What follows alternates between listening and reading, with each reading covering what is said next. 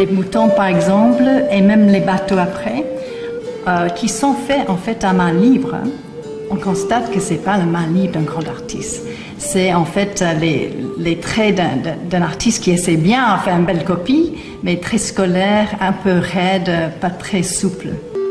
Ce dessin sous-jacent sur la chute d'Icare n'a rien en commun avec tous ceux que j'ai examinés de Bruegel le Jeune. Donc pour moi, c'est ni Bruegel l'Ancien, ni Peter Bruegel le Jeune, et ni son frère cadet, Jan Bruegel, dont j'ai examiné quelques œuvres. Donc ce n'est pas de la famille de Bruegel.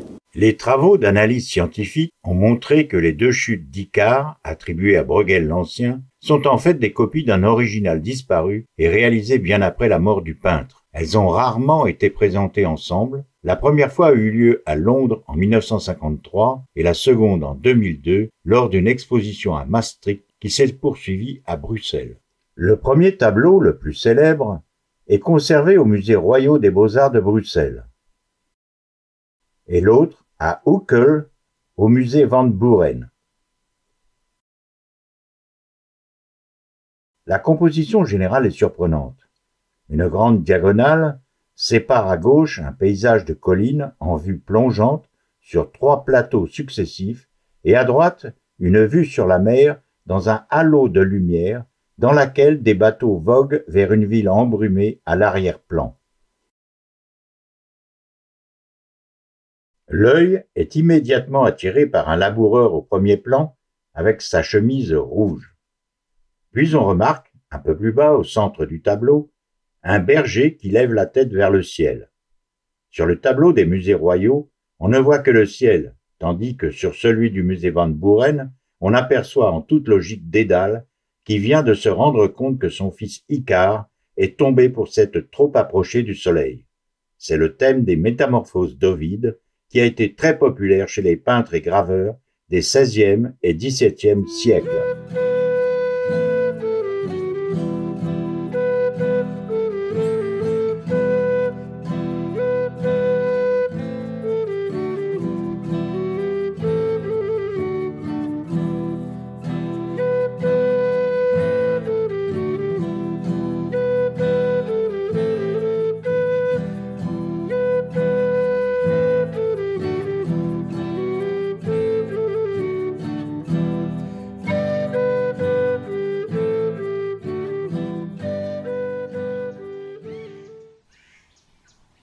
À l'horizon du tableau conservé au Musée royal des Beaux-Arts se trouve un disque solaire incongru qui est manifestement un surpeint n'ayant pas sa place précisément à cet endroit, car on s'aperçoit qu'Icare est déjà à moitié englouti en bas à droite du tableau, tandis que quelques plumes le suivent encore dans l'air. Comment le soleil, à l'aube ou au coucher, au ras de l'horizon, pourrait-il provoquer la chute d'Icare ?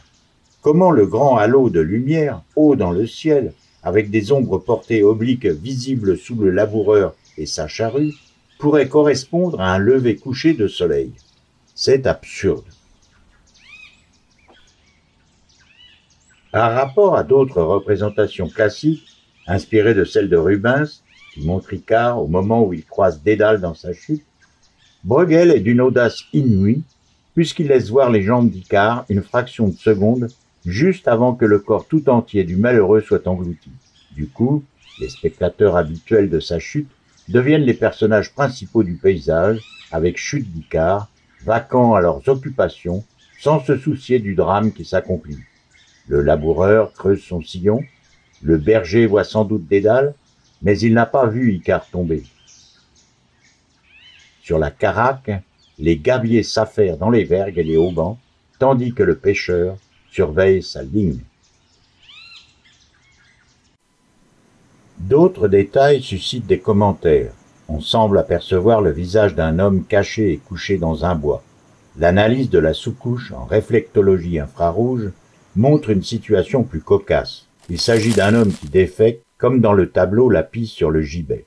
Le coutelas et la ceinture du laboureur prêtent aussi à discussion. Ne peut-on admettre qu'on laboure plus à l'aise sans cet attirail quand il fait chaud? La petite île à gauche du tableau pourrait symboliser la Crète, d'où se sont évadés Dédale et son fils, un peu comme dans le tableau de Hans Boll, où on les voit tous les deux avant leur envol. la perdrix, évoque le texte d'Ovide.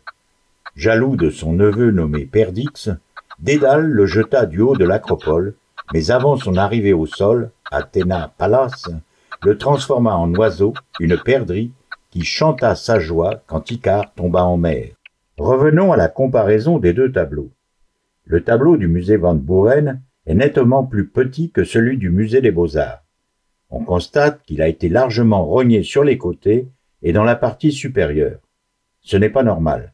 Un cadre moderne de 30 points mesure 65 cm sur 92 et les dimensions du tableau sont similaires. D'ici à ce que le panneau de bois ait été rogné pour entrer dans un cadre moderne, on peut le supposer. Seul le lieutenant Colombo pourrait éclaircir ce mystère. Comme dans le jeu des 7 erreurs, il y a des différences comme la place d'Icare par rapport à un axe reliant la caraque et le pêcheur. Les plumes d'Icare ne sont pas tout à fait les mêmes ni à la même place. Ou bien encore, la place de la caraque par rapport à la côte, rectangle bleu, les axes des vergues du navire ne sont pas concordants, le positionnement du pavillon dans les petits rectangles noirs, l'un étant situé plus à gauche et l'autre plus à droite. On note aussi des différences de couleurs dans le traitement des feuillages. Si on considère que la copie des musées royaux est de meilleure facture, on est en droit d'imaginer l'original disparu en y incluant Dédale. De plus, il faut supprimer le soleil à l'horizon qui a fait dire bien des bêtises. Enfin, compte tenu du jaunissement du vernis, on peut essayer de retrouver les couleurs originelles plus froides, comme le laisse supposer un test de nettoyage pratiqué sur un côté. Des filtres photographiques peuvent être mis à contribution. La synthèse des deux copies permet une représentation plausible de ce que devait être l'original. D'aucuns crieront au sacrilège, car la présence de Dédale sur l'original n'est qu'une hypothèse. Mais une gravure de Bruegel, conservée à New York, montre un galion semblable à celui des copies, et montrant aussi la chute d'Icare, accompagné par son père Dédale. Il est donc fort probable que Dédale soit présent sur le tableau original. Le message profond du tableau a suscité maintes propositions, évocations, interprétations, des plus érudites aux plus fantaisistes. Je m'en tiendrai à une conclusion qui, selon le tempérament espiègle de Bruegel, est assez triviale comme les proverbes qui lui sont chers. C'est grande folie que de vouloir péter plus haut que son cul, surtout quand personne n'est témoin de la tentative.